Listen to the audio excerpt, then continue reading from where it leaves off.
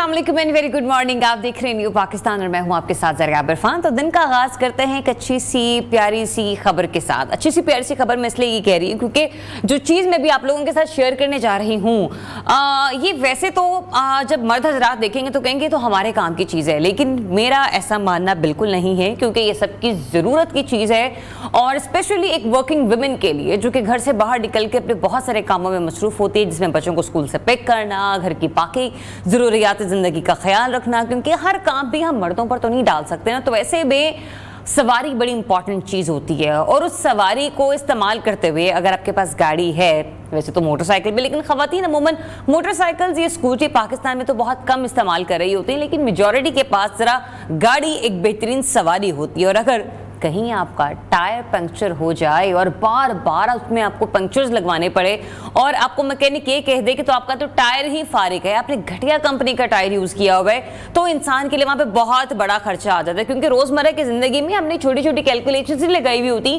कि हमें कौन सा खर्चा किस वक्त आन घेरेगा, क्योंकि 4 रोज़ पहले मेरे साथ ऐसा हो चुका है। तो एडवाइस है आप लोगों के लिए जिस पर अमल भी करें, क्योंकि सर्विस टायर्स एक बहुत ही मारूफ पाकिस्तानी टायर ब्रांड है जो कि पिछले 40 साल से हम देख रहे हैं कि बेहतरीन काम कर रहा है। लेकिन इसके बावजूद अगर इसकी स्पेशलिटी ऐसी देखी जाए कि पाकिस्तान में नहीं, पाकिस्तान से बाहर भी 40 से ज्यादा ममालिक को ये एक्सपोर्ट किया जाता है। ये ब्रांड जो है वो आलमी सतह पर क्वालिटी और एतमाद की एक बेहतरीन अलामत बन चुका है। और सर्विस टायर्स की जो नई कैंपेन है, इनकी जो नई मुहिम है, उनकी आला मयार और आलमी मयार की अक्कासी करती है। यही वजह है कि इस साल के लिए सर्विस की जो मेगा कैंपेन है उसमें तुर्की के सुपरस्टार शामिल हैं। जी हाँ, मैं बात कर रही हूँ बुराक ओज़वेक की, जो कि इस वक्त हम देखेंगे कि सर्विस के जितने कमर्शियल्स होंगे उसके अंदर वो हमें नजर आएंगे। वैसे ही जो हम पाकिस्तानी लोग हैं वो टर्किश एक्टर्स को बड़ा पसंद करते हैं। जब से पाकिस्तान में टर्किश ड्रामास जो हैं वो ऑन एयर होना शुरू हुए, तो यही वजह है कि टीवीसी प्रोडक्शन की आला तरीन मयार के साथ बनाए जाते हैं सर्विस के ये टायर्स। और अपने मयार को बेहतर बनाने के लिए नए एडवांस डिज़ाइन और स्पेशल पॉलीमर मटेरियल के इस्तेमाल से टायर की परफॉर्मेंस को बेहतर बनाता है सर्विस। अभी जो नई कैंपेन है इसका मकसद ये है कि दुनिया भर के ड्राइवर्स को ये बताया जाए कि सर्विस टायर किसी भी सड़क पर हिफाजत और एतमाद में इजाफे को बाइस बनाता है। मतलब जो आपकी हिफाजत है और आपका जो एतमाद है उसका ये बाइस बनता है। तो आप लोग भी कोशिश कीजिए कि किसी बेहतरीन कंपनी का टायर इस्तेमाल कीजिए। और जब मैं बेहतरीन कंपनी की बात करी तो सर्विस से बेहतरीन सर्विस कोई आपको प्रोवाइड कर नहीं सकता। तो लिहाजा आपकी बाइक्स हो, आपकी साइकिल्स हो, आपके मोटरसाइकिल्स हो या आपकी गाड़ियाँ हों, इसमें सर्विस टायर को जरूर यकीनी बनाई। एनीवेज, आगे चलते हैं। आई जस्ट होप कि आप लोगों को मेरा ये मॉर्निंग मैसेज बहुत अच्छा लगा होगा। अब बढ़ते हैं आज की टॉप स्टोरीज की तरफ कि जिन पर हमारा प्रोग्राम बेस्ड है। आए नफरत को उम्मीद से बदले, नवाज शरीफ का मोदी को पैगाम।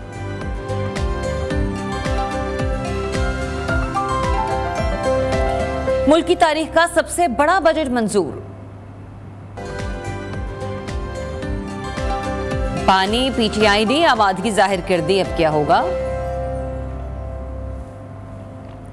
4 साल शरह सूद में बड़ी कमी।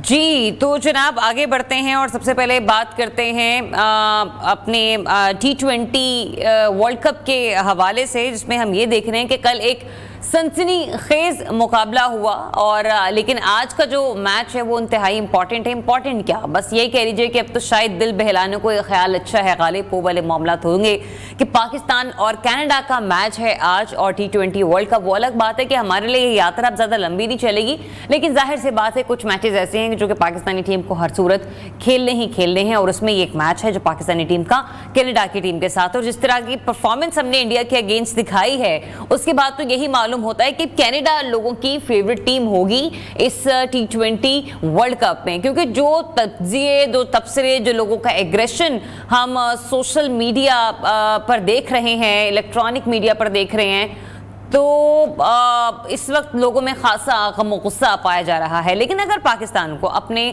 ग्रुप मैचेस जीतकर आगे बढ़ना है, लेकिन सिर्फ पाकिस्तान का जीतना ज़रूरी नहीं है, अमेरिका का अपने 2 मैचेस को हारना बहुत ज़रूरी है, तब हो सकता है कि हम आगे चलकर क्वालिफाई कर सकें आने वाले दूसरी कैटेगरी के लिए। लेकिन बात यहाँ पर यह आती है कि हम अपनी जीत के लिए लोगों की हार का इंतजार नहीं कर सकते।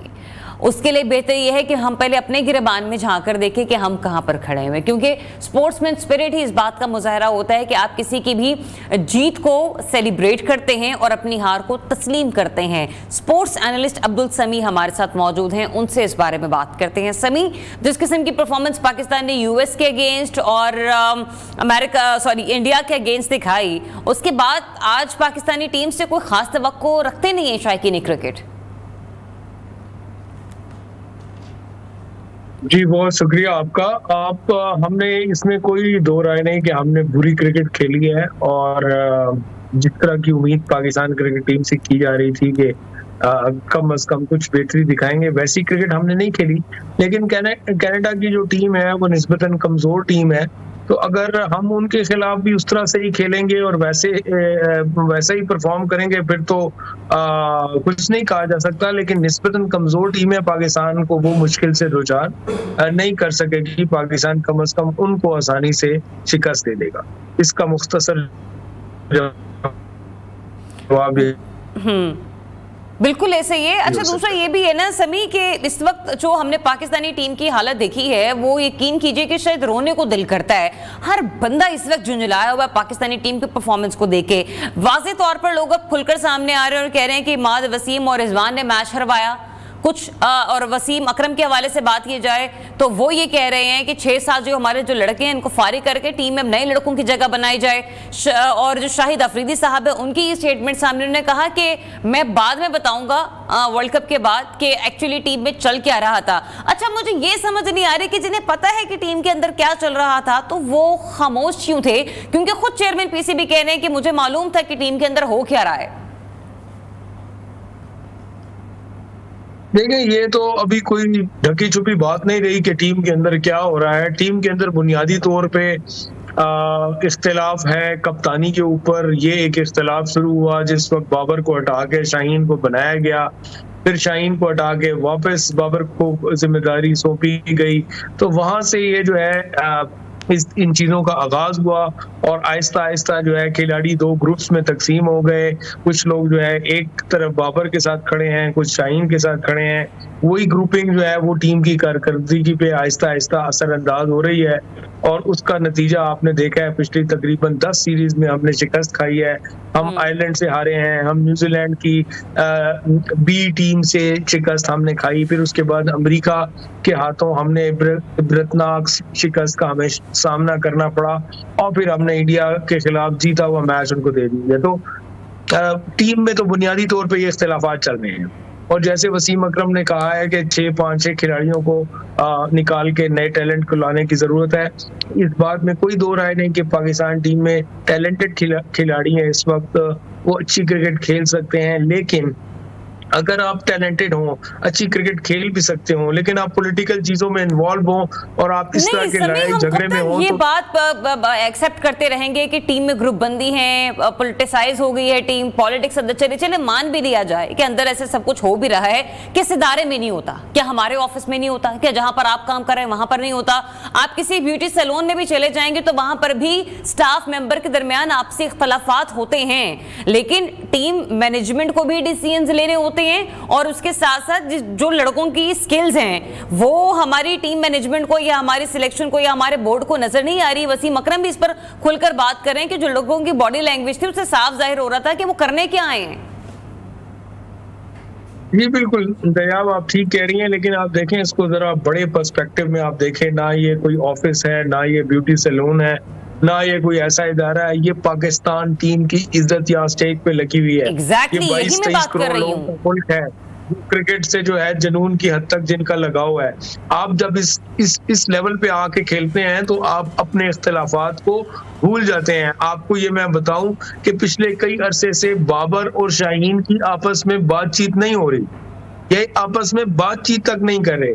और रिजवान जो इससे पहले तक इन दोनों को आपस में करीब लाते थे या किसी भी लड़ाई झगड़े की सूरत में मुसालियती किरदार अदा करते थे, अब उन्होंने थक हार के वो भी छोड़ दिया। ये इस मैच से कबल तक ये सूरत हाल थी।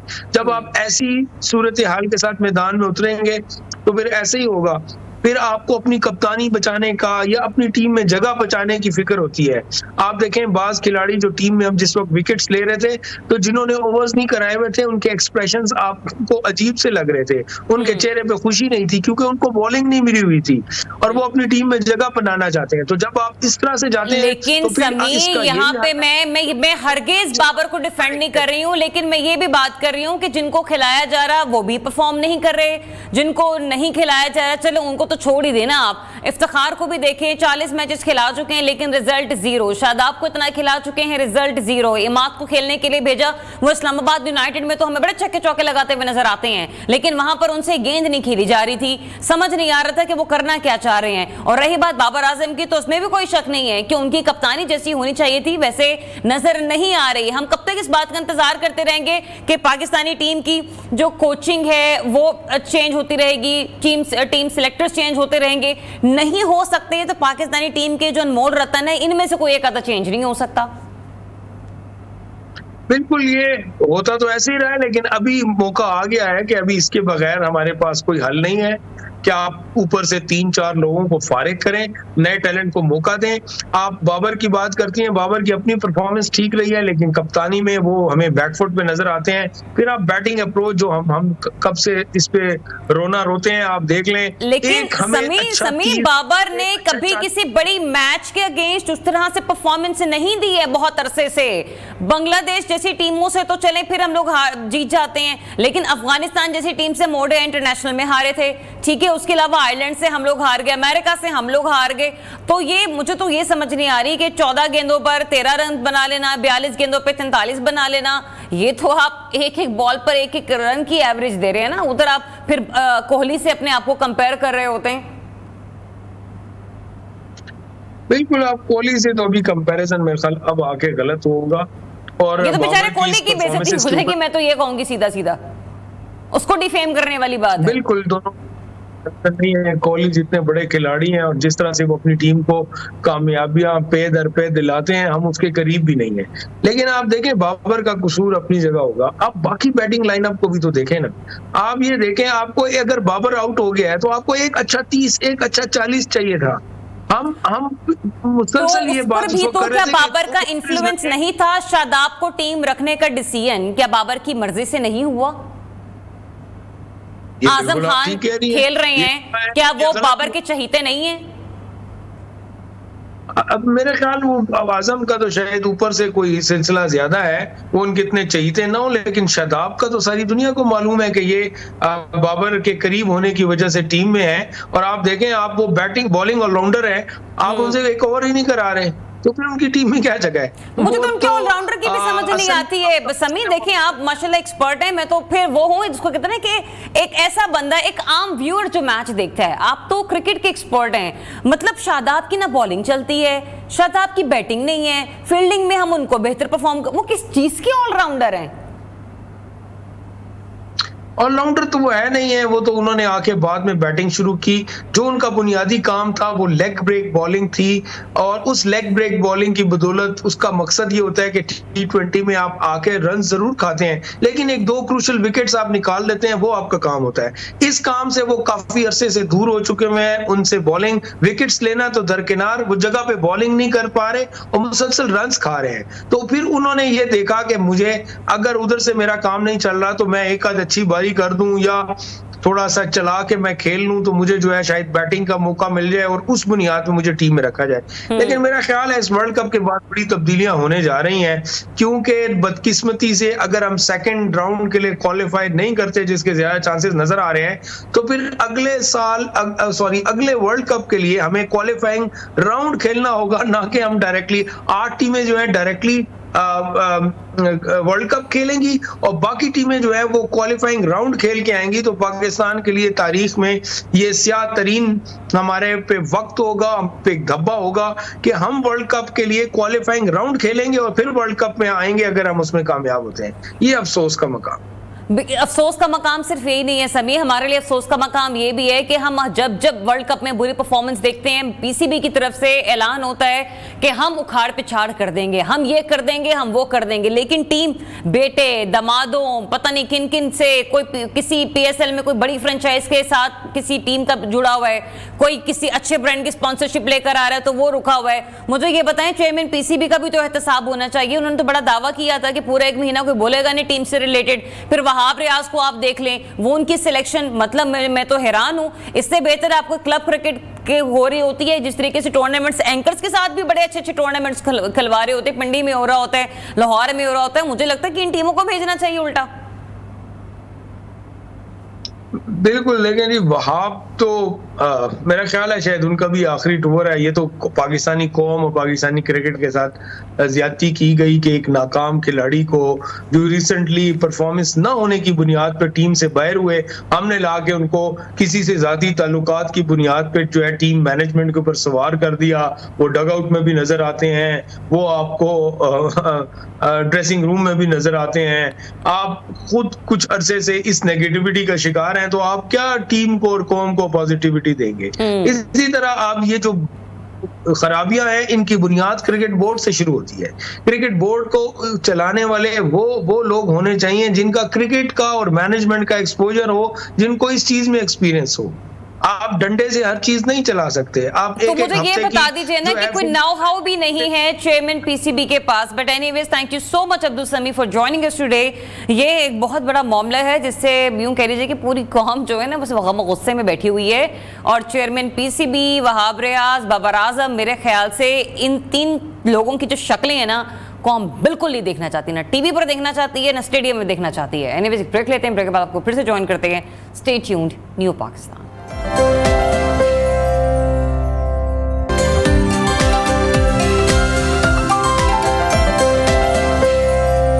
वेलकम बैक वंस अगेन जनाब। तो ब्रेक के बाद within the country political pulse जानने की कोशिश करते हैं और इस मुल्क के बाहर हम किस तरीके से अपने खारजी उमूर को बेहतर बना सकते हैं उस पर भी बात करते हैं आज के सेगमेंट में। क्योंकि रिसेंटली अभी एक बार फिर से नरेंद्र मोदी जो हैं वो बरसर इख्तियार आ चुके हैं और इसके बाद हमने देखा कि जहां पर दीगर ममालिक की तरफ से उन्हें बहुत ज़्यादा मुबारकबादों का सिलसिला बना हुआ है, वहीं पर साबिक वज़ीर आज़म नवाज शरीफ और इस वक्त खुद पाकिस्तान मुस्लिम लीग नून के कायद उन्होंने उन्हें मुबारकबाद पेश की एक्स के थ्रू और जिसे एक्सेप्ट किया, वेलकम किया नरेंद्र मोदी ने। लेकिन उसके जवाब में ये भी कहा कि हम जो हैं वो अपनी जो हमारी सिक्योरिटी है, जो कि हमारे दीगर मामलात है, उसको सर फहरिस्त रखते हैं, वो हमारी प्रायोरिटी है। मतलब ये कि साफ जाहिर हो रहा है कि वो बातचीत कभी भी अगर करेंगे तो हमेशा पहले वो अपनी मुल्क की सिक्योरिटी अमूर को मंजर आम पर रखेंगे और उनको ज़्यादा तरजीह देंगे। दूसरा ये कि जो हत्या अज़्ज़त का बिल पास हुआ उससे रिलेटेड रात गए कुछ पाकिस्तान तहरीक इंसाफ के लोगों की गिरफ्तारी अमल में आई हैं, उस पर भी गुफ्तगू होगी। और आज का दिन बड़ा इंपॉर्टेंट है क्योंकि शहबाज शरीफ जो हमारे वज़ीर आज़म हैं वो आज इक़्तिसादी सर्वे के हवाले से जायज़ा इजलास की सदारत करेंगे और बजट की मंजूरी दी जाएगी। शौकत पराचर साहब सीनियर तज्ज़ियाकार हैं, वो हमें ज्वाइन कर चुके हैं, उन्हें शामिल गुफ्तगू करते हैं। वेरी गुड मॉर्निंग पराचर साहब। पराचर साहब, let's start with the welcome note जो कि हमने देखा कि नवाज शरीफ साहब की तरफ से नरेंद्र मोदी को भेजा गया, लेकिन कहा यह गया उनकी तरफ से हम वेलकम करते हैं, थैंक यू वेरी मच, लेकिन हमारी सिक्योरिटी, हमारे मामलात वो हम उनको प्रायोरिटी पर रखेंगे। तो आपको लगता है बावजूद इसके नरेंद्र मोदी की तरफ से कोई भी नरमी या पाकिस्तान के साथ जो ताल्लुकात हैं उसमें देखी जा सकती है? Good morning, thank you very much. कल पाकिस्तान की तरफ से 2 एक्स मैसेजेस गए। एक तो वज़ीर आज़म मियां शहबाज शरीफ की तरफ से था जी। वो बिल्कुल वही चंद वर्ड से जैसे शहबाज शरीफ साहब वज़ीर आज़म बने थे तो नरेंद्र मोदी ने उनको एक्स पे मुबारकबाद दी थी। मियां शहबाज शरीफ की तरफ से भी बिल्कुल ही उतने ही अल्फाज थे। अच्छा, लेकिन मियां नवाज शरीफ की तरफ से जो ट्वीट जो एक्स मैसेज गया वो उससे ज्यादा यानी कॉन्टेक्स्ट था उसका। और सिमिलरली जब नरेंद्र मोदी का जवाब आया तो वो भी कॉन्टेक्स्ट, वो नपा तुला, वो चंद अल्फाज नहीं थे बल्कि ज्यादा था। और आपने दुरुस्त कहा कि सिक्योरिटी का उन्होंने लिखा, लेकिन साथ साथ उन्होंने ये भी लिखा, इफ आई करेक्टली रिमेम्बर, कि well being of our people is our priority, यानी लोगों की खुशहाली और मियां नवाज शरीफ के साथ नरेंद्र मोदी का एक कॉन्टेक्स्ट है जिसमें ज्यादा वार्मथ हमें नजर आई दोनों तरफ से, और वो कॉन्टेक्स्ट है कि दिसंबर 2015 में नरेंद्र मोदी जी लाहौर आए थे। वो काबुल से वापस आते हुए लाहौर रुके थे, इनके मेहमान बने थे, और वैसे भी और भी जगहों पे इनका, मुझे याद है उफा में एक SCO का इजलास था रशिया में, वहां भी इनकी मुलाकात हुई थी। जहां तक ये मामला है कि मोदी नरम होंगे या नहीं होंगे, मोदी की नरमी से हट के अगर हम लार्जर कॉन्टेक्स्ट में बात करें कि क्या पाकिस्तान और भारत कभी अच्छे हमसाए बन सकेंगे थ्रू दिस गवर्नमेंट टॉक्स, तो पाकिस्तान के अंदर भी एक माइनॉरिटी गवर्नमेंट है, अक्सरियत नहीं है, और मोदी साहब को भी इस बार कोई वाज़ेह अक्सरियत नहीं मिली जैसे वो 400 सीटें कह रहे थे। तो मुझे नहीं लगता कि कोई बहुत बड़ा ब्रेक थ्रू बिल्कुल, मतलब वो पहले अपने घर के हालात को संभाल लें, क्योंकि इतनी अक्सरियत के साथ तो वो पार्लियामेंट नहीं पहुंच रहे हैं। बिल्कुल दुरुस्त फरमाया आपने पराचा साहब। दूसरा मामला बजट के हवाले से मैं डिस्कस करना आपसे चाहूंगी कि आज वज़ीर-ए-आज़म उसकी सदारत भी कर रहे हैं इक़्तिसादी सर्वे के हवाले से, तो क्या लगता है आपको इस बजट के अंदर रिलीफ तो हमें बहुत कम नजर आ रहा है, लेकिन क्या टैक्स वगैरह जो है, टैक्सेशन का जो मामला है, क्या सैल्यूट क्लास तबका, तनख्वाहदार तबका इसके लिए थोड़ा सा आसान होगा? जब हम पाकिस्तान के बजट की बात करें और ख़ास तौर पर इस बार के बजट की बात करें, तो हमें ज़हन में ज़रूर रखना चाहिए कि अब की बार या पिछली बार जो बजट बना बिल्कुल IMF के उस टाइट रोप के ऊपर बना, और पिछली बार तो चले फिर भी वो पाकिस्तान का प्लान मंजूर हो चुका था। अभी जो पाकिस्तान ने रिक्वेस्ट की हुई है 6 से 8 बिलियन डॉलर की, that still in the pipeline. उस पे IMF की टीम आई थी, but short of signing top level agreement they went back. उससे इंडिकेटर तो अच्छे आए, इशारे अच्छे आए, लेकिन अभी एग्रीमेंट साइन नहीं हुआ। तो लिहाजा जब मैं समझूं as a citizen of Pakistan कि IMF के साथ मुज़ाकरात चलते हुए कोई मुझे रिलीफ मिलेगा, तो फिर then it must look naive.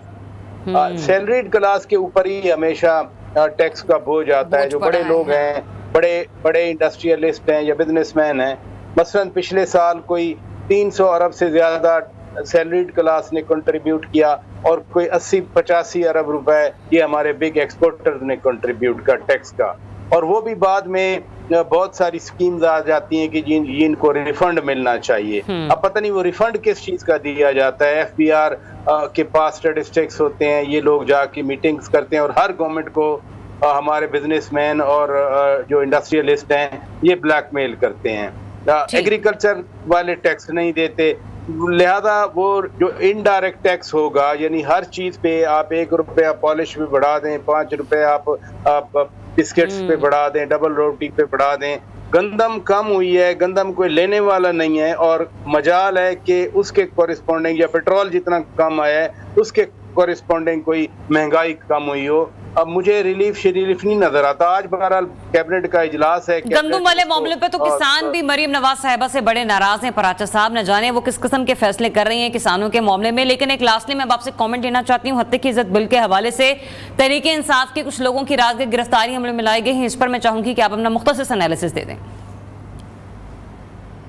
देखें, ये बिल लाया गया, अपने इत्तेहादियों के साथ मुशावरत नहीं हुई। पीपल्स पार्टी तो बरमला कह रही है कि हम इसमें पार्टी नहीं है।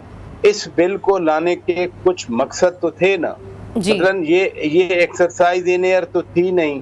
तो वो जो इस बिल को लाने के मकसद थे, जिस तरह की वो पॉइंट आउट करते हैं कि ऐसी गुफ्तगू की जाती है, ऐसे अल्फाज इस्तेमाल किए जाते हैं, तो वो उस बिल पे अब चूंकि कल साइन हो गए हैं और उसके बाद वो बिल एक कानून की शक्ल अख्तियार बिल्कुल ऐसे और पाकिस्तान पीपल्स पार्टी जो है वो इससे किनारा करते हुए भी नजर आ रही है। बहुत शुक्रिया आपका शौकत पराचा साहब, अपना वक्त देने के लिए। कहाँ खबर है वो अपने नाज़रीन के साथ शेयर करेंगे कि आलमी बैंक ने पाकिस्तान के लिए $1 अरब कर्ज की मंजूरी दे दी है।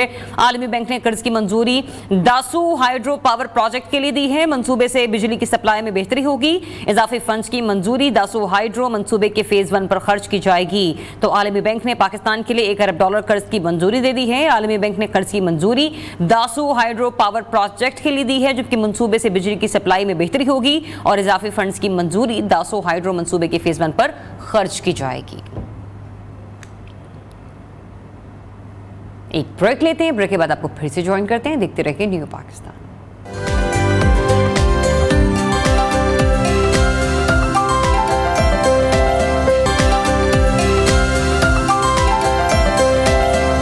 Welcome back once again. Break के बाद एक अहम इंपॉर्टेंट अपडेट है, वो आपके साथ शेयर करेंगे कि लाहौर हाई कोर्ट में पंजाब हत्या इज़्ज़त कानून के खिलाफ दायर दरख्वास्त पर समाअत हुई है।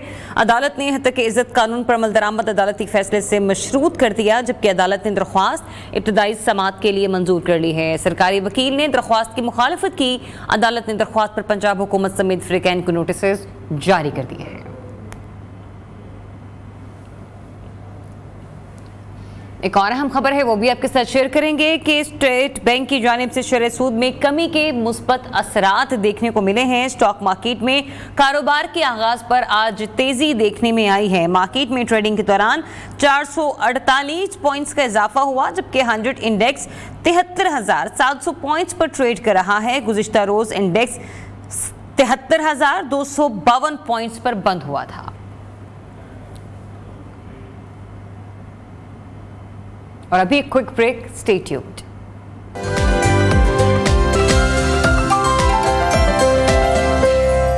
जी तो वेलकम बैक वंस अगेन। और ब्रेक के बाद बात कर लेते हैं अलखिदमत फाउंडेशन के हवाले से, जिसके बारे में हम ये देख रहे हैं कि अलखिदमत फाउंडेशन एक तवील अरसे से काम कर रहा है और इसके जो कोशिश यही रही है कि तमाम जो गरीब हैं या जो यतीम हैं उन लोगों की फलाह के हवाले से काम किया जाए। तो एक ऐसी NGO जो कि लोगों की खिदमत के हवाले से काम कर रही है, या उसकी कोशिश यही रही है कि लोगों की ज़्यादा से ज़्यादा मदद की जा सके।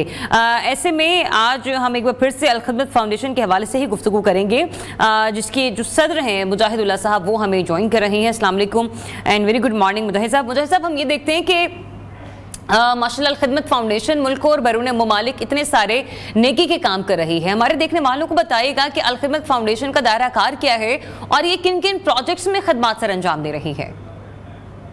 जी बहुत शुक्रिया जी। अलखिदमत 7 बड़े एरियाज़ हैं पाकिस्तान के जिनमें अल्हम्दुलिल्लाह हम काम कर रहे हैं। उसमें एक बड़ी पहचान तो हमारी डिज़ास्टर के अंदर काम है। अल्लाह ना करे कहीं ज़ल्ज़ला आ जाए, सैलाब आए, तो आप देखते हैं कि अलखिदमत की टीमें फ्रंट फुट पे उस पूरे काम के अंदर अपना हिस्सा डालती हैं, अपने शहरियों को, अपने मुल्क के लोगों को बचाने के लिए।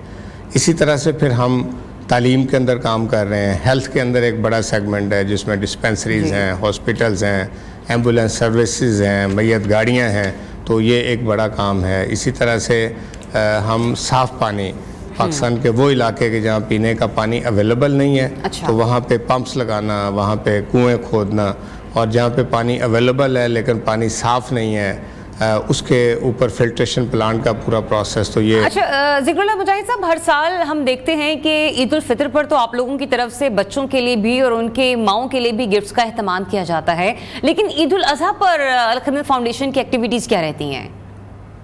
अच्छा, जो हमारा वैसे तो यतीम बच्चों की कफ़ालत इटसेल्फ हमारा एक पूरा सर्विस एरिया है जिसमें हम आगोश के नाम से भी काम कर रहे हैं और यतीम बच्चों की फैमिली सपोर्ट प्रोग्राम के ऊपर भी काम कर रहे हैं। लेकिन जो ईद का मौका है तो ये एक बड़ा हमारा कुर्बानी फीसबिल्लाह का एक ऑपरेशन है जो इस मौके पे हम करते हैं। और उसके पीछे थीम ये है कि पाकिस्तान के वो लोग के जो गरीब हैं, मुस्तहिक हैं और वो बेचारे 2 वक्त की रोटी के लिए भी परेशान हैं, तो उनके लिए गोश्त खरीद कर खाना तो शायद पूरा साल मुमकिन नहीं होता।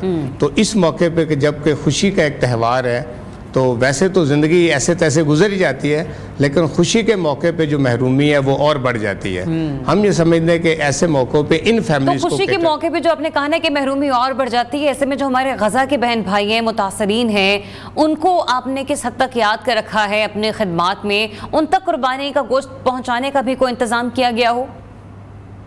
वैसे तो जो पाकिस्तान के लोग हैं, पिछले साल तक हमने कमोबेश 18 लाख पाकिस्तानी जो गरीब और मुतासर लोग हैं उन तक कुर्बानी का गोश्त पहुँचाया था। इस दफ़ा चूँकि गज़ा के अंदर एक क़यामत बपा है और वहाँ तो बदतरीन हालात हैं, उनके लिए तो पीने के पानी के 2 घूंट भी बाज़ जगहों पे मुयस्सर नहीं है, तो उनके लिए भी कुर्बानी की कैंपेन हमने स्टार्ट की है और उसमें हम 3 ऑपरेशन कर रहे हैं। एक तो गज़ा के अंदर जो जानवर अवेलेबल हैं वो परचेज़ किए जा रहे हैं ताकि वहाँ कुर्बानी की जाए।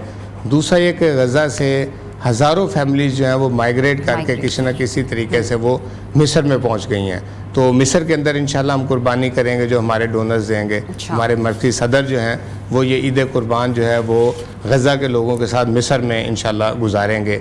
और तीसरा प्रोसेस हम ये कर रहे हैं कि हम पाकिस्तान के अंदर जो फ़ीसबिल्लाह कुर्बानी गज़ा के लिए आएगी, हम उस कुर्बानी की स्लॉटिंग के बाद उसको इंशाल्लाह गोश्त बना के तो उसको कुक करेंगे और जो रेडी टू ईट होगा वो प्रोसेस करके तो उसको ठीक है। लेकिन जिक्र जैसा गुज़िश्ता चंद सालों में हमने देखा कि लोगों में हाइजीन के हवाले से खासी अवेयरनेस बढ़ रही है। तो अल खिदमत फाउंडेशन इतनी बड़ी सतह पर कुर्बानी तो करती है, लेकिन हाइजीन को कैसे यकीनी बनाया जाता है? क्योंकि लोग भी जानना ये चाहेंगे कि जो गोश्त आप उन तक पहुंचा रहे हैं वो किस कदर साफ है या किस तरीके से प्रोसीड होकर उन तक पहुंचा है। जी बिल्कुल, ये बहुत अहम आपका सवाल है। इसमें तो हम एक तो जो हमारा कन्वेंशनल स्टाइल है कुर्बानी करने का वो तो अपनी जगह पे है, लेकिन पाकिस्तान के अंदर जिन शहरों में भी स्लाटर हाउस हैं जो गोश्त को एक्सपोर्ट करते हैं या वो पाकिस्तान के अंदर भी वो गोश्त फराहम करते हैं, तो कमोबेश वो सारे स्लाटर हाउस हम बुक कर लेते हैं इससे पहले, और इस साल भी हमने बुक किया है। और वहाँ पे बड़ी हाइजेनिक अंदाज से पूरा प्रोसेस है कुर्बानी का। वहाँ कुर्बानी होती है, गोश्त बनता है, उसको हम फ्रोज़न यूनिट में भेज देते हैं। जब वो फ्रीज़ हो जाता है तो फिर उसको गरीब आबादियों में चिलिंग वैन जो है उनके ज़रिए से भेजते हैं। इसके साथ साथ फिर हमने पिछले साल से एक और काम भी शुरू किया है। जब ये लिम्पी स्किन वगैरह की बीमारी आई तो फिर हमने कैटल फार्म का एक तजर्बा किया। पिछले साल एक कैटल फार्म हमने लिया, इस दफ़ा 3 लिए हैं। अच्छा। तो जानवर हमने ख़रीद लिए हुए हैं, वक्त से पहले ख़रीद लिए हैं, और उसको हम आइडेंटिफाई फिर कर लेते हैं कि इसमें कोई बीमारी ना हो, ये हेल्दी हो। तो इस तरह से हाइजेनिक कुर्बानी के हवाले से कैटल फार्म और फिर स्लाटर हाउस, ये वो 2 प्रोसेस हैं कि जिसके ज़रिए से हम इसको इंश्योर करते हैं। बिल्कुल, लेकिन हालिया सालों में हमने देखा ना कि ईद उल अज़हा में शदीद गर्मी है, गर्मियों के मौसम में इस बार भी गर्मी बहुत ज़्यादा है। इज्तिमाई तौर पर जो कुर्बानी का गोश्त है वो ख़राब होने का अंदेशा बहुत ज़्यादा होता है। तो ऐसे में आपकी फाउंडेशन ने कुछ इंतजामात कर रखे हों?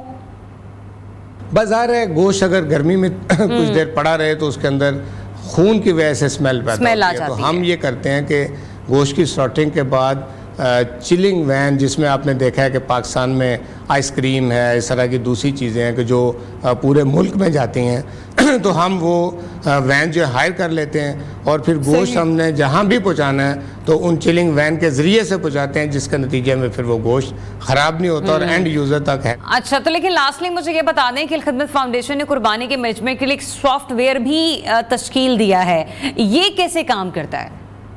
तो ये वैसे मैं ज़रूर अपने जो सुनने वाले हैं उन्हें बताना चाहता हूँ कि पाकिस्तान के अंदर हमारे कमोबेश 50,000 से ज़ायद वॉलंटियर हैं जो कुर्बानी के इस प्रोसेस में इन्वॉल्व होते हैं। अच्छा। वो कुर्बानी का गोश्त उनके घरों तक पहुँचाते हैं कि जो ज़रूरतमंद हैं, कोई लाइनें लगा के नहीं दिया जाता, नंबर 1।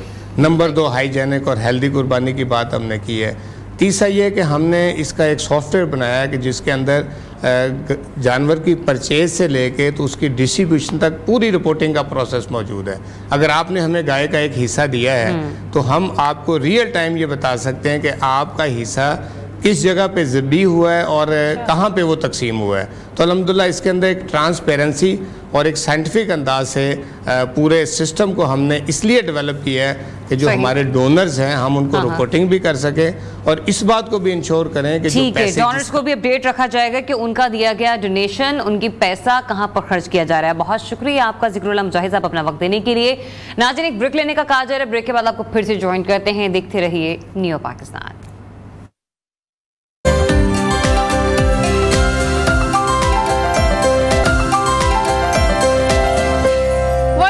वंस अगेन जनाब, ब्रेक के बाद हम बड़ी ही प्यारी सी मेहमान साहब की मुलाकात करवाने जा रहे हैं, क्योंकि जिनको देखने के बाद मेरे ऊपर तो शायद ये था कि ये विदेशी हैं तो यकीनी तौर पर इनका जो रंग रूप होगा या जो उनका बात करने का तरीका होगा वो बिल्कुल ब्रिटिश होगा, लेकिन उनसे मिलकर ऐसा लग रहा है ये तो बिल्कुल अपने जैसी और अभी स्माइल भी कर रहे हैं। नाज़रीन, पाकिस्तान और बरतानिया के ताल्लुकात की एक तारीख रही है, एक हिस्ट्री रही है, और यही वजह है कि ये जो ताल्लुकात हैं ये हमारे कल्चरल, हमारे सफारती, हमारी सियासी और तारीखी बुनियादों पर कायम है। क्योंकि ये जो रिलेशनशिप्स हैं इसलिए भी मजबूत हैं कि पाकिस्तानियों की बड़ी तादाद बरतानिया में मौजूद है और मुकीम है।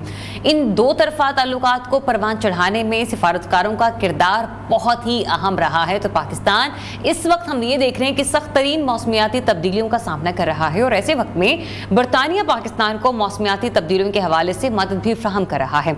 तो पाकिस्तान में बरतानिया की जो हाई कमिश्नर हैं, British high commissioner deputy head of communication Sneha Lala आज हमें ज्वाइन कर रही हैं। उन्हें वेलकम करते हैं। Sneha, a very good morning and thanks for joining us. कैसी हैं आप? Thank you so much for having me. मैं बिल्कुल ठीक हूँ। ये टच था जो मैं अपने व्यूअर्स को कहना चाह रही थी कि जिनको जानने के बाद बिल्कुल ऐसा नहीं लगेगा कि ये बिल्कुल विदेशी हैं, ऐसा लग रहा है बिल्कुल देसी हैं। और इसकी मेन रीजन ये है क्योंकि आपके जो फोर फादर्स हैं वो पहले पाकिस्तान में हुआ करते थे, फिर माइग्रेट कर गए। ये क्या हिस्ट्री रही है? जी, मेरे दादाजी और दादी जी दोनों रोहरी से थे। अच्छा। और फिर पार्टीशन में गया इंडिया और फिर मैं यूके गया जब मैं बच्ची थी। लेकिन मैं बहुत खुशी हूँ मैं अभी पाकिस्तान में हूँ और रोहरी में जा सकती तो रोहरी विजिट किया आपने भी? अभी नहीं, लेकिन मैं कराची गया। प्लान कर रही हैं? लेकिन प्लान कर रही हूँ। हाँ। और शायद देखूंगी अगर मिल सकती, देख सकती मेरे दादी और दादाजी का घर। हाँ। रहने वाला का तो घर वालों ने कुछ बताया या आपके दादा दादी ने कि वहां पर जरूर जाना स्नेहा, ये एरिया होगा, ये रास्ता होगा, कुछ गाइड किया? वो दोनों बच्चे थे। अच्छा, जब वो गया, जब माइग्रेट हुए वो यहाँ से। जी, फिर वो बोला कुछ डिटेल्स है मेरे पास घर जा पे। लेकिन अब तो रोहड़ी बहुत चेंज हो चुका होगा। क्योंकि उनको अपने बचपन का रोड याद होगा और आप अपनी जवानी में यहाँ पर आ रही है, तो ये बहुत लंबा अर्सा है। लेकिन मुझे ये बताएगा, यू बीइंग ब्रिटिश एम्बेसडर, यहाँ पर आप मौजूद हैं और सर्व कर रही हैं, तो क्या टास्क है आपका Sneha with in the Pakistan? किस तरीके से काम कर रही हैं पाकिस्तान और यूके के लोगों को करीब लाने के लिए? फिर हाँ, मेरा जॉब कम्युनिकेशंस में हूँ। सबसे इम्पोर्टेंट हमारे पास है लोगों के रिलेशनशिप। पाकिस्तान और यूके बहुत अच्छा है। बहुत सारे लोग पाकिस्तानी ओरिजिन यूके में है, बहुत सारे यूके लोग यहाँ पे आते हैं और कम्युनिकेशन दोनों मुल्क के बिटवीन बहुत अहम है। बिल्कुल ऐसा ही है और उसके ऊपर आप काफी काम करें। अच्छा स्नेहा, अभी जब मैं आपको इंट्रोडक्शन दे रही थी तो उससे पहले मैं क्लाइमेट चेंज के हवाले से बात कर रही थी, जो कि बड़ा ही इंपॉर्टेंट हो चुका है। और खुद अभी इस वक्त आप लाहौर में, अब तो देख रहे हैं कि लाहौर की गर्मी क्या है, ये गर्मी बहुत ज्यादा बढ़ गई है। तो यूके पाकिस्तान को किस तरीके से हेल्प कर रहा है या कर सकता है कि हम क्लाइमेट चेंज पर दोनों कंट्रीज मिलकर काम कर सकें? ये हमें के लिए प्रायोरिटी है। क्लाइमेट चेंज मौसमियाती तब्दीली है, हो रहा है। पाकिस्तान का गलती नहीं है, लेकिन Pakistan 8th most vulnerable country है क्लाइमेट चेंज से। 8th मोस्ट वनरेबल है और 34th लीस्ट प्रिपेयर्ड। फिर यूके के पाकिस्तान के साथ बहुत काम कर रहे हैं। जब फ्लड्स हुआ 2022 में, यूके 2.28 मिलियन पाउंड्स दिया फ्लड्स के लिए और 2.3 मिलियन लोगों को डायरेक्टली हेल्प किया। लेकिन फ्लड्स कहानी का एंड नहीं है। बिल्कुल बहुत कुछ हो रहा है फ्लड्स के बाद और पाकिस्तान अभी भी बहुत वनरेबल है। फिर हम 1.5 मिलियन लोगों को सपोर्ट किया रेजिलियंस के लिए और वो वर्ड बहुत इंपॉर्टेंट है। रेजिलियंस पाकिस्तान के लिए बहुत अहम है क्योंकि क्लाइमेट डिजास्टर्स हो रहा है और होंगे। स्मॉग है लाहौर में, हम पंजाब गवर्नमेंट के साथ काम कर रहे हैं स्मॉग के बारे में। फ्लड्स होंगे, हीट वेव्स भी होंगे। फिर कंट्री रेजिलियंस चाहिए इसके बारे में। फिर हम बहुत काम कर रहे हैं इसमें। फिर गिलगित बल्तिस्तान में फॉर एग्जांपल हम वॉल्स बिल्ड कर रहे हैं। अच्छा। Flooding, to stop flooding. और सिर्फ हम नहीं कर रहे हैं, नहीं, हम कम्युनिटी के साथ काम कर रहे हैं। हाँ, मैं यही जानना चाह रही थी कि आप गवर्नमेंट लेवल पर तो इतने बड़े प्रोग्राम्स को लेकर चल रहे हैं, लेकिन लोगों की अवेयरनेस के लिए स्नेहा इंडिविजुअली, आपने कहा ना कम्युनिकेशन पर भी आपका बड़ा, तो पीपल टू पीपल कांटेक्ट होना भी बहुत जरूरी है कि किस तरीके से हमने इतनी बड़ी आफत का मुकाबला करना है। बिल्कुल, क्योंकि हम सब कुछ कर सकते हैं। हाँ। जो भी है हम सब कुछ कर सकते हैं। वो काम गिलगित बल्तिस्तान में क्योंकि लोग ये वॉल्स बिल्ड कर रहे हैं, ये एंटी फ्लडिंग सामान बिल्ड कर रहे हैं। फिर वो पता है कैसे करना है और फिर रिपेयर कर सकते हैं, नया वर्ल्ड्स भी बिल्ड कर सकते हैं। तो कैसा रिस्पांस मिल रहा है आपको गिलगित बल्तिस्तान में लोगों का?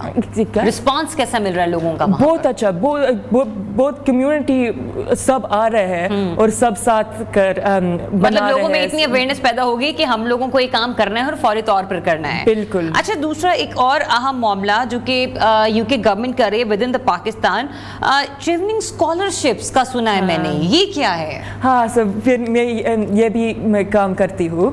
और चीवनिंग स्कॉलरशिप बहुत अच्छे प्रोग्राम है, 1 साल का स्कॉलरशिप है। अच्छा। और मिड करियर प्रोफेशनल्स UK जाते हैं, ठीक है, और लिविंग कॉस्ट्स, ट्यूशन फीस सब कुछ कवर्ड है। अच्छा। ये स्कॉलरशिप के साथ सब कुछ कवर्ड है। Wow. फिर आपका सिर्फ काम है स्टडी और सीखने, और वो स्कॉलर्स वापस तो आते क्या हैं। स्पेसिफिक सब्जेक्ट्स को पढ़ने वाले स्टूडेंट्स जा सकते हैं?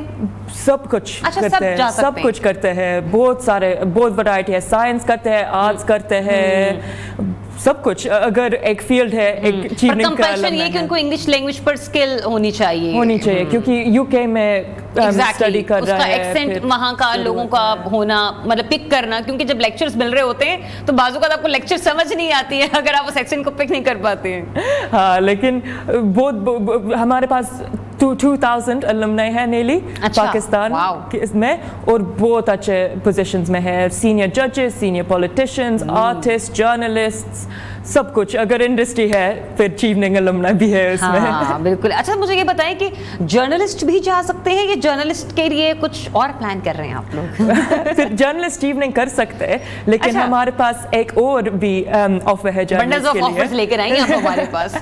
फिर एक साउथ एशियन जर्नलिस्ट प्रोग्राम है। अच्छा। और 3 महीने के लिए ये स्टूडेंट्स UK जाते हैं, मिड करियर प्रोफेशनल जर्नलिस्ट, ठीक है, और सबसे अच्छे प्रोफेशन में के साथ सीखते हैं।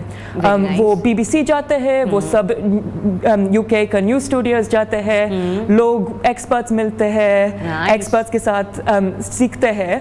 और जर्नलिस्ट इंडिया, नेपाल, श्रीलंका और बांग्लादेश के साथ सीखते हैं। फिर भी साउथ एशिया में कनेक्शंस होता है, कम्युनिकेशन होती है, नेटवर्किंग होती है, आपको पता चलता है कि डिफरेंट कंट्रीज में जर्नलिस्ट किस तरीके से काम कर रहे हैं, तो एक आपकी अलग से एक प्रोग्रामिंग हो रही होती है। बिल्कुल बिल्कुल, और वो कनेक्शंस पूरा जिंदगी के लिए रहते हैं, और बहुत इम्पोर्टेंट होता है। अगर कुछ रीजनल स्टोरी होता है फिर पता है कौन कौन। तो ये जो आप बता रही है मुझे साउथ एशिया जर्नलिज्म प्रोग्राम, ये कब से कब तक होगा, और इसमें जर्नलिस्ट कम्युनिटी जो इस वक्त सुन रही है वो कब से कब तक अप्लाई कर सकती है? जी, फिर एप्लीकेशन ऑटम में ओपन करेंगे साउथ एशियन जर्नलिज्म प्रोग्राम के लिए। कब ओपन कर? अक्टूबर में? ऑटम में, सितंबर। और चीवनिंग के लिए अगस्त में। चीवनिंग के लिए अगस्त में होगी, ठीक है। और दोनों की कोई कैटेगरी, वो लोग जो अप्लाई करना चाह रहे हैं उनको आप थोड़ा बता सकें कि अप्लाई करते वक्त ये क्वालिफिकेशन या ये चीजें होना जरूरी है, इस कैटेगरी में रहते हुए अप्लाई कर सकते हैं? सबसे इम्पोर्टेंट है आपका आइडेंटिटी मैटर नहीं करता है, ठीक है। जहाँ पे मुल्क में है अप्लाई कीजिए, ठीक है। doesn't matter what your background is, doesn't matter what your beliefs are, all it matters is your आपके पास वर्क एक्सपीरियंस है, ठीक है। आप काम किया। मिनिमम कितने एक्सपीरियंस, वर्किंग एक्सपीरियंस होना चाहिए? मिनिमम 3 साल। मिनिमम 3 और साल। फिर रेलेवेंट फील्ड से रिलेटेड। जी, रेलेवेंट फील्ड में, और आप अंडर ग्रेजुएट डिग्री किया, ठीक है। जो we are looking for future leaders. फिर आप बोला क्या इम्प्रेसिव किया आपने फील्ड में, आपने काम में। doesn't matter कौन सा फील्ड है, what matters is you're impressive, you're thinking of how to change things, you're thinking about how to help people as well, so you're going to go back and help people with what you learn, and you're thinking about how to make a difference. Because exactly, अगर आप यहाँ से जा रहे हो और वहाँ से वापस आएंगे तो आपकी स्किल्स ऐसी होनी चाहिए कि फिर यहाँ पर आने के बाद आप लोगों को एजुकेट कर सकें। बिल्कुल बिल्कुल, और it doesn't matter who you are, where you're from. We've had people from every province in Pakistan, KP से, गिलगित-बल्तिस्तान से, बलूचिस्तान से, पंजाब से, सिंध से, इस्लामाबाद से, सब जगह से। लास्ट ईयर 2 हिंदू स्कॉलर्स भी थे और एक ट्रांसजेंडर स्कॉलर भी था। फिर कम्युनिटी, बैकग्राउंड, ये सब मैटर नहीं करता है। जो मैटर करता है आपका एम्बिशन, आपका स्किल्स और आपका एक्सपीरियंस, सिर्फ ये। So now how long you're going to stay in Pakistan? What are your future plans? 1 या 2 साल और मैं यहाँ पे। अच्छा, इतना पसंद आ गया? जी, बहुत मजा आ रहा है यहाँ पे। क्या एंजॉय कर रही हैं सबसे ज्यादा? लाहौर में कहाँ पर गई हैं? फिर मैं वाघा बॉर्डर गया जब मैं पहले लाहौर में था। अच्छा, बहुत अच्छा लगा। देखा आपने, बड़ा बूस्टअप हुए, बड़े चार्ज हुए होते हैं लोग वहाँ पर। नहीं, बहुत मजा आया। कुछ लाहौरी खाबे ट्राई किए? पानी पूरी खाया में। बहुत बहुत अच्छा लगता है पानी पूरी, मेरे गिल्टी प्लेजर है, अगर पानी पूरी है मैं खाऊंगी। तो फेवरेट फूड इस वक्त क्या लगता है आपको कि अगर लाहौर आ रही हैं तो चलिए ये खा लें? वैसे कराची भी आपने कहा ना कि आपका विजिट हुआ वहाँ पर, तो कराची में क्या ट्राई किया? नहीं, बहुत चाट्स और सब कुछ खाया कराची में। मैं गोश्त नहीं खा सकती, लेकिन पालक पनीर पाकिस्तान में सबसे अच्छा है। Really? जी, बहुत अच्छा बनाते हैं। अच्छा, मैंने पाकिस्तान का पालक पनीर नहीं खाया और स्नेहा ने पाकिस्तान का पालक पनीर खाया है, ये मेरे लिए बड़ी वैसे इंटरेस्टिंग है। अच्छा, उसके अलावा मुझे ये बताइए कि लाहौर हो, कराची हो या इस्लामाबाद हो, हर एक शहर की अपनी स्पेशलिटी है, लेकिन आपने कहा ना लाहौर के कल्चर में बड़ी चहल पहल नजर आती है। लाहौर की मार्केट्स गई हैं आप? ये लिबर्टी या फिर यूं कह लीजिए इचरा मार्केट, कुछ इस तरह की मार्केट विजिट की, लोकल मार्केट्स? जी गया, बहुत अच्छा एनर्जी है वहाँ पे। एनर्जी है। कुछ खरीदा? बहुत सारे scarfs. I need to stop, मेरे पास एक फुल वार्डरोब स्कार्फ्स है अभी। वाओ, बहुत अच्छा लगती है। और मेरे शादीशुदा पहले हुआ 2-3 हफ्ते पहले, और टीका और ज्वेलरी सब कुछ यहाँ से। Very nice. तो एथनिक ज्वेलरी भी आपको बड़ी पसंद आई है? हाँ, तो पाकिस्तानी कल्चर, अच्छा पाकिस्तानी कल्चर पे इंडियन कल्चर में ना थोड़ी सिमिलैरिटी है, प्लस यूर इंडियन, तो वो एक बड़ा एडवांटेज मिल जाता है इंडियंस को भी। लेकिन हम लोग बड़ा वेट कर रहे होते हैं कि अगर कभी इंडिया जाने का मौका मिले तो हम साड़ियाँ जरूर लेकर आएं। बिल्कुल, इंशाल्लाह। क्योंकि नहीं, कल्चर बिल्कुल सेम है दोनों मुल्क में, दोनों कंट्रीज में बिल्कुल कल्चरल सेम है। अच्छा, दूसरा ये भी कुछ ऐसा जो कि आप पाकिस्तान में चाह रही हो कि ये नहीं हो रहा लेकिन अब ये ऐसा होना जरूर चाहिए, यहाँ पर कुछ आपने फील किया हो कि पाकिस्तान में इस चीज़ की कमी है, हमारी गवर्नमेंट को या हमारे जो इन्वेस्टर्स हजरात हैं उनको पाकिस्तान में tourism entertainment point of view से इस चीज़ पर काम करना चाहिए? पाकिस्तान का हेरिटेज ने बहुत इम्प्रेसिव है। मैं हड़प्पा गया, अच्छा, और I couldn't believe my eyes. It was beautiful. It was बहुत well maintained था। वो 4,000 year history है यहाँ पे, और not many countries have a 4,000 year history.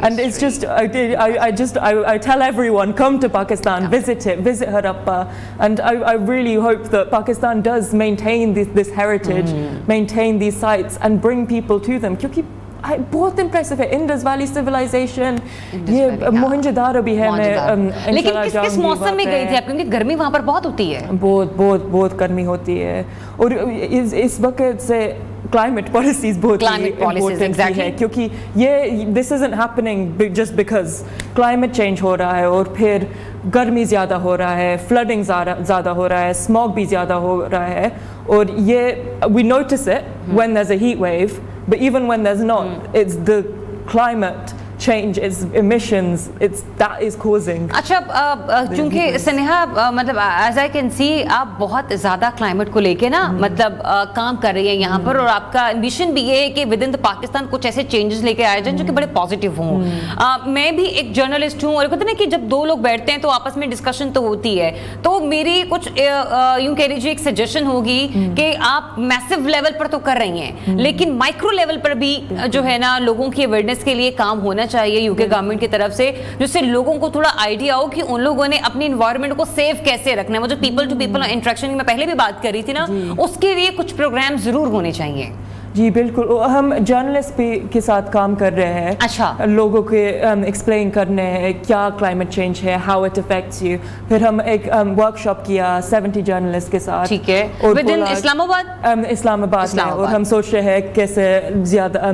तो लाहौर में कोई ऐसी वर्कशॉप आप प्लान करने का इरादा रखती हैं? हम अभी सोच रहे हैं, क्योंकि इसमें मैं खुद भी इस्लामाबाद रही हूँ 4.5 से 5 साल, तो वहां पर जर्नलिस्ट के पास एक्सपोजर बहुत होता है, क्योंकि मोस्टली मिनिस्ट्रीज या मोस्टली एम्बेसडर्स वगैरह वहीं पर रह रहे हैं, तो बहुत सारे प्रोग्रामिंग में ना वो लोगों को एंगेज करके रखते हैं। यही वजह होती है कि जो लाहौर का जर्नलिस्ट है, जो कराची का जर्नलिस्ट है ना, वो इस किस्म की कैंपेन्स का पार्ट नहीं बनता। अब जैसे आप आज मॉर्निंग शो में आई, ये एक ऐसे प्रोग्राम है जो कि इंफोटेनमेंट है, इसमें टोटल करंट अफेयर को हम डिस्कस नहीं करते, तो लोग इस चीज को पसंद करते हैं जो आप बात कर रही हैं। और सब व्यूअर्स भी कुछ कर सकते हैं घर में, even as small as lights, water use, thinking about your water use, thinking about the car you're using, what is it letting out, is it very old, does it need to be looked at, and if even things like having very old cars, having one go out, having one mechanic looking at it can make that car safer for the road and release less emissions. If you're working in a farm, there are ways to think about how you can better use Specifically, it's all water. about the smoke. So instead of using flood irrigation in a farm, installing drip irrigation, thinking of other ways than burning crops when you're at the end of a crop rotation. Everyone can do something. It's not, we need change at a government level, but we also need to do our bit at the individual level. So we need both together. So please, मैं बस ये चाहूँगी quick आप smoke के बारे में मुझे बता दें, क्योंकि स्मोक अब पाकिस्तान का जो है ना वो 5वां सीजन बन चुका है, उसको किस तरीके से हम लोग जो है वो मैनेज कर सकते हैं? फिर smog, it is not just happening in winter, and that's the most important thing. क्योंकि ठंड होता है, फिर देख सकते हैं कितने बुरा pollution है, लेकिन pollution बुरा है साल भर. So it shows how much you worked on it and your research. फिर क्या ज़रूरत है is हम सब कुछ कर सकते हैं इसमें बारे. Transport emissions बहुत contribute करते हैं.